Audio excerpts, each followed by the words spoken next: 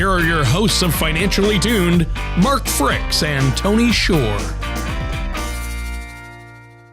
Welcome to another show of Financially Tuned with me, Mark Fricks, from MasterPlan Retirement Consultants, and our host today, Tony Shore.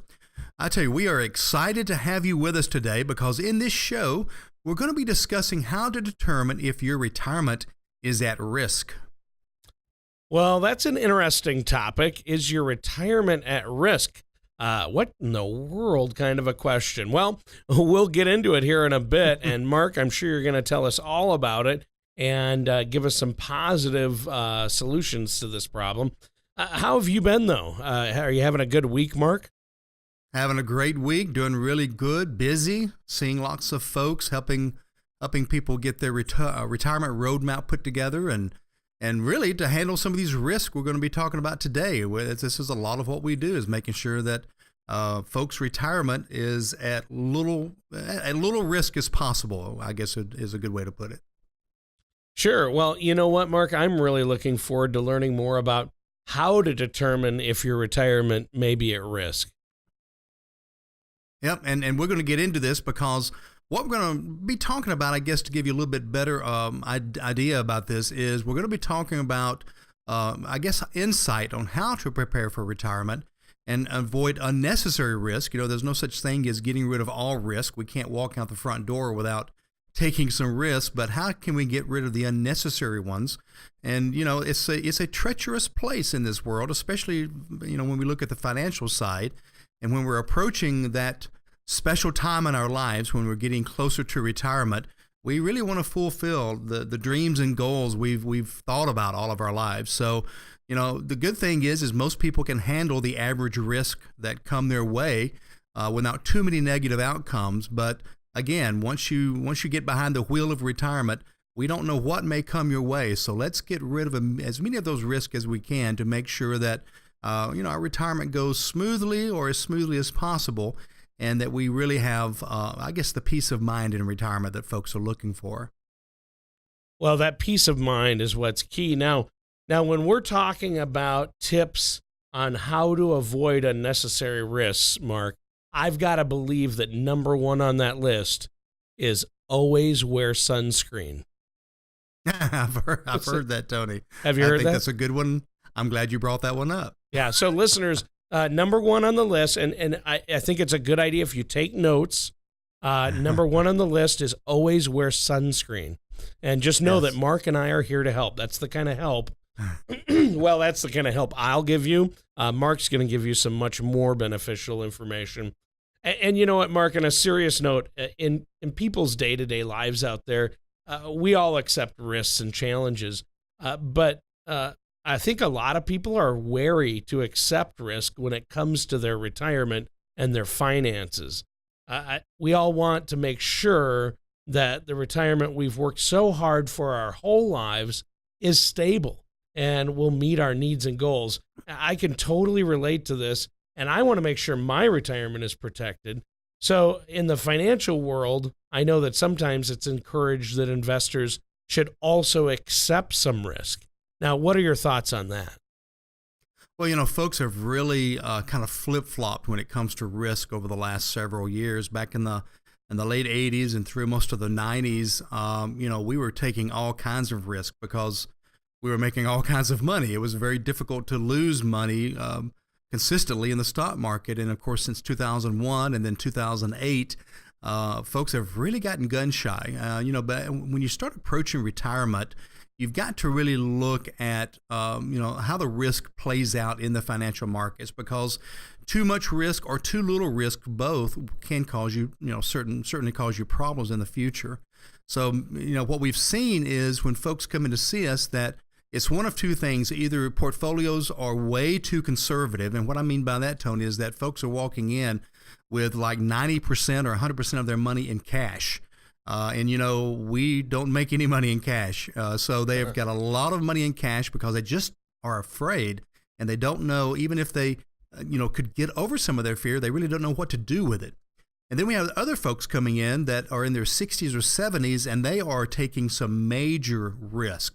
So there's definitely a kind of a balancing act there between risk and return, and also looking at what their future needs are. So, in my opinion, the two major risks that safe money investors are assuming are investment opportunity loss and the destruction of purchasing power because of inflation. So we've got to find that balancing act. Well, that is important. Maybe you could give us a more detailed explanation of these potential risks: investment opportunity loss and inflation. Yeah, absolutely, Tony. Investment opportunity loss basically occurs when investors don't take advantage of the returns that a portfolio of growth investments such as stocks can produce over time. In other words, instead of embracing risk as an opportunity to improve their fortunes, many folks prefer just to sit on the sidelines and play it safe. Now, safe money investors don't lose principal. If you have a bank account or a T-bill or a CD, you certainly protect your principal, but your nest egg won't grow, nearly as much as you could have if you had taken on some risk in a portfolio of certain market opportunities. And so that's a lost opportunity to increase wealth and lost time. The second potential risk that we mentioned is inflation. And, that's the risk of safe money, Tony. Sometimes it's referred to as the silent destroyer of many low-risk portfolios as purchasing power declines over time. So we all watch the news, and if the equity market corrects in a given year, it's a major news story. Market collapses by 300 points or whatever, it's just all over the front page. But, and of course that creates uneasiness in people's minds and hearts. On the other hand, though, if inflation, say, averages 3%, over about a 18-year period, you would have eroded your purchasing power, by, I guess, about 30 or 40%. So this can really be devastating to retirees that are living on fixed income. Tony, imagine, you go out and buy a bag of groceries and it's $50, and then 10 years later, that same bag is $75 or $80. Yikes! It's a major issue, and so that's the other risk when it comes to investment opportunities. Well, that's interesting. I mean, you really have to be careful. I know in retirement, inflation can really wreak havoc on a retirement budget and income. What's one of the most important pieces of advice that you give your clients and prospects who are maybe considering various retirement assets to help them protect their retirement? Well, as you know, Tony, the first piece of advice I always give is consult a professional.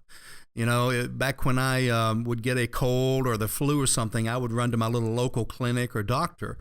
But if I had a major issue, if I had a heart problem or something that could be a major risk, I don't go down to the local clinic. I go to a specialist, and that's what folks need to do when it comes to retirement. This is too critical just to go to your local investing guy or girl and say, hey, I want to retire, help me.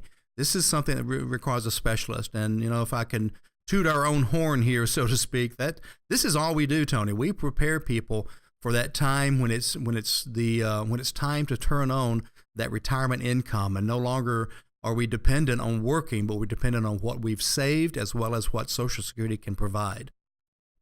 Yeah, interesting. And if people have too much in safe money that you mentioned earlier, Mark, I wanted to kind of point out at some point they are moving backwards financially, right? If you have your money in a CD and it's only earning, if it's earning less than 1%, it's not keeping up with inflation, and that's one of the points you're trying to make, correct?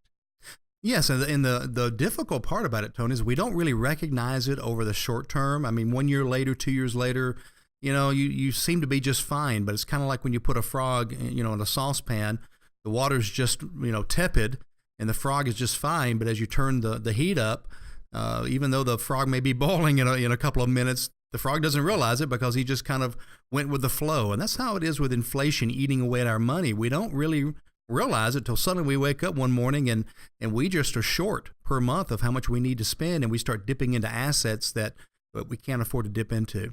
Mm-hmm. I just want to, with that analogy you use, Mark, I want to let our listeners know, and for for legal purposes, no frogs were actually harmed in the making of this show. That's right. That's just an analogy. We use stunt frogs. So anyway, Mark, you know what? We have to take a quick commercial break. Is there anything else you'd like to add before we do?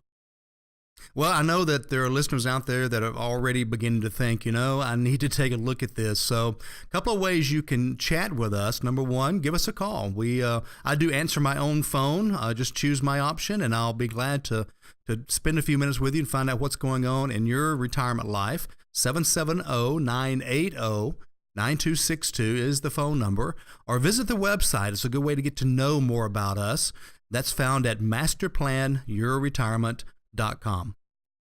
All right, we're going to be right back with more from Mark Fricks on Financially Tuned after this.